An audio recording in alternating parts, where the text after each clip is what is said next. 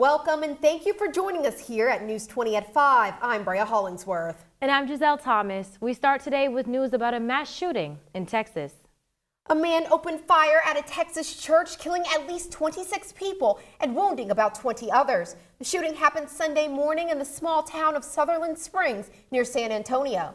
The suspected shooter is 26-year-old Devin Patrick Kelly, a veteran of the U.S. Air Force, who was found dead in his vehicle. Natasha Chin has more on the investigation. The deceased range in age from 5 to 72. A witness across the street on our side here at a gas station saw the gunman wearing all black in a ballistic vest first shoot outside the church, then make his way inside to shoot in there. A Sunday church service turned into a massacre. Lost souls and be with us dear as we learn to deal with this. Police say a man dressed in black, wearing a ballistic vest and carrying an assault-type rifle started shooting before he entered the First Baptist Church in Sutherland Springs. Within minutes, many parishioners were either dead or wounded. So much hurt for a small town, for a small community. So united. Never in a million years would I expect anything like this. I could never imagine anything like this ever happening here. A witness shot the gunman, who was able to get into his vehicle and drive away. I never got a look at him. I never really saw him. I saw the gunfire. We hit about 95 going down 539 trying to catch this guy until he eventually lost control on his own. Police later found the gunman dead inside his vehicle. We are dealing with the largest mass shooting in our state's history. There's so many families who've lost family members. As investigators work to determine a motive for the massacre, a small community is left to grieve. Of the 26 killed, at least 8 of them were part of the same family, according to a relative. That relative tells us 3 other members of the family were also injured in the shooting.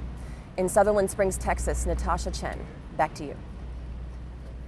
Tallahassee police responded to a call about a body on MacArthur Street early Friday morning. The body was identified as 38-year-old Kaylin Bandy Wastine.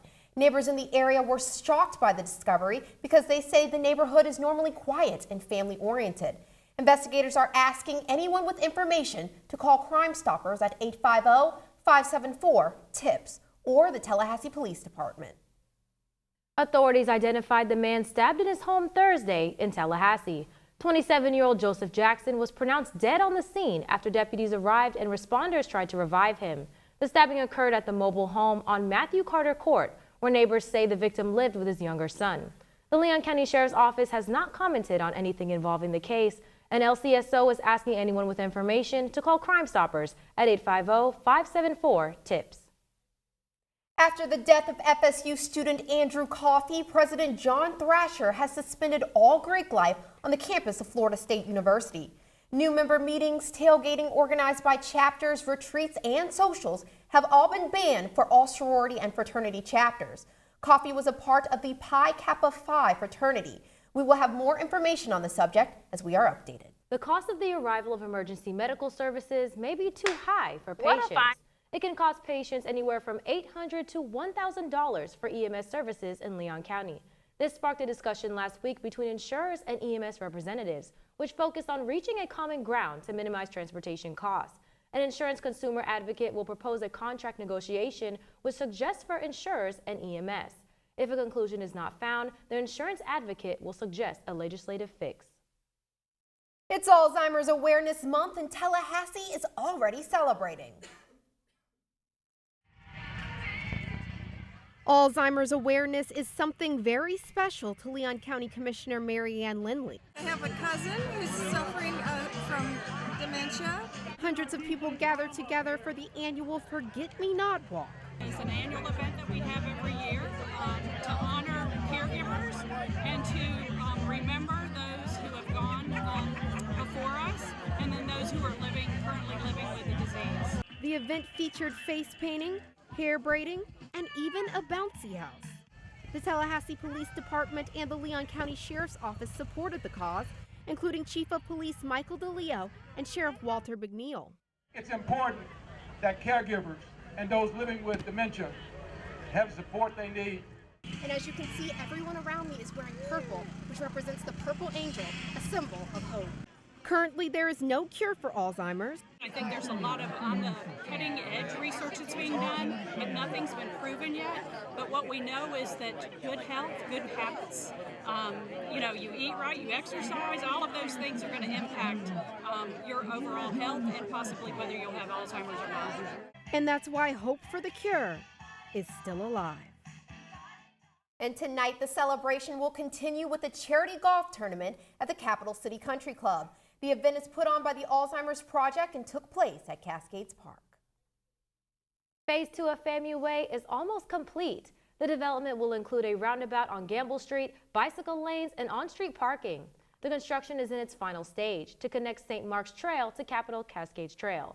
The City of Tallahassee will begin working on Phase 3 at the end of 2018. The extension goes from Gamble Street to Lake Bradford. The City of Tallahassee is looking to finish Phase 2 by next month.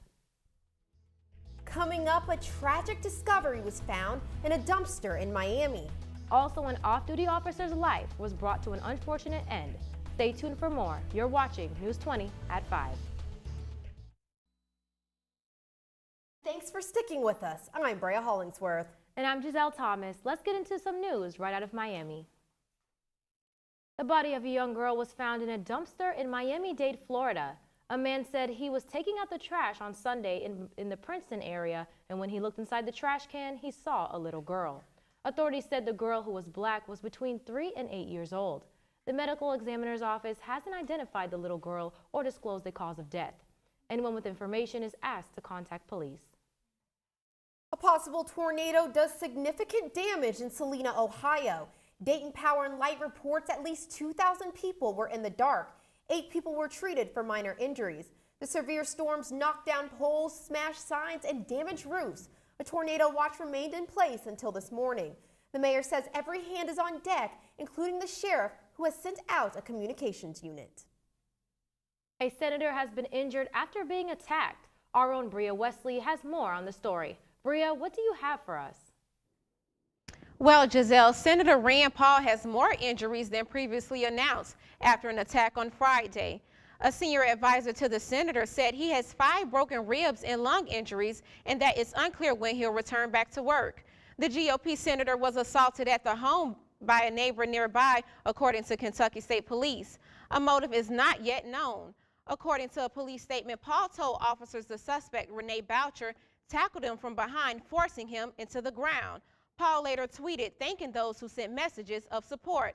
The FBI and U.S. Capitol Police are still investigating.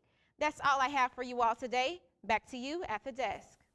Overnight, someone shot and killed an off-duty police officer. The shooting happened early Saturday morning in Baltimore. Police say a man and a woman were sitting inside a parked car after midnight when someone walked up to the vehicle and began shooting.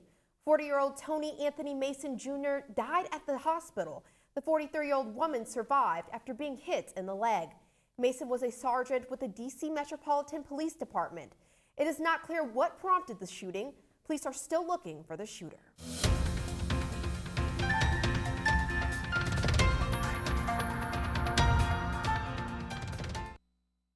Welcome back. I'm Angelique Beckford here with your weather, and we are in for some fabulous weather for the week. Today it's partly cloudy with 82 degrees, humidity at 51%, and winds are moving at 3 miles per hour. There is a 0% chance of rain.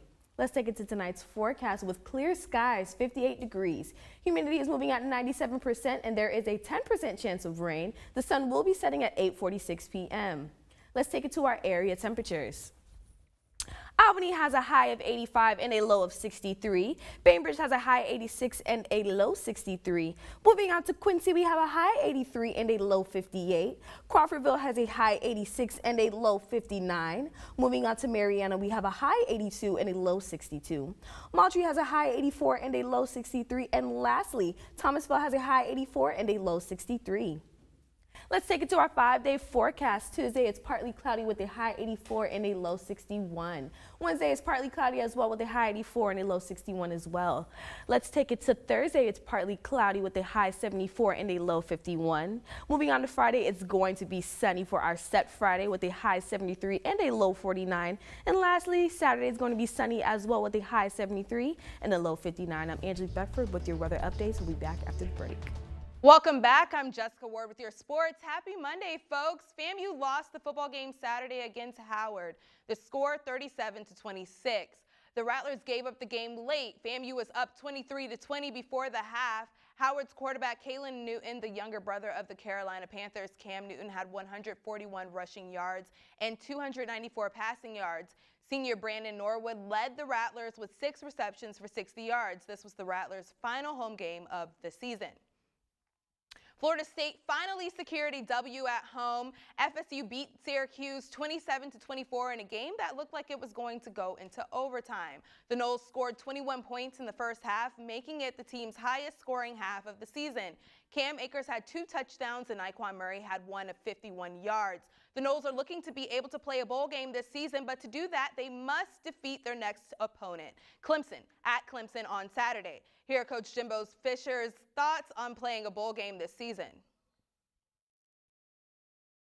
They're playing for it. There ain't no doubt. It's very important to us because that's the legacy of this school. That's what it's about. It's one of the reasons they want to come here, one of the reasons I want to coach here. That's big, but you can't let it paralyze you. Go play. FAMU's volleyball team had another win at home yesterday. The Lady Rattlers defeated FAMU rival Bethune-Cookman, winning 3 of 4 sets against the Wildcats. FAMU's men's basketball team will take the court today in the Al Lawson Multipurpose Center. The Rattlers will play Johnson University. Tip-off is at 7 p.m. The men's regular season will begin the 10th of this month in Phoenix, Arizona against the Grand Canyon Antelopes. The game will be broadcast on ESPN3. FAMU's men's basketball program will be led by a new coach this season, Robert McCollum. McCollum won 84 games as the head coach at Western Michigan and USF. That's all for your sports. We'll have more News 20 at 5 after the break.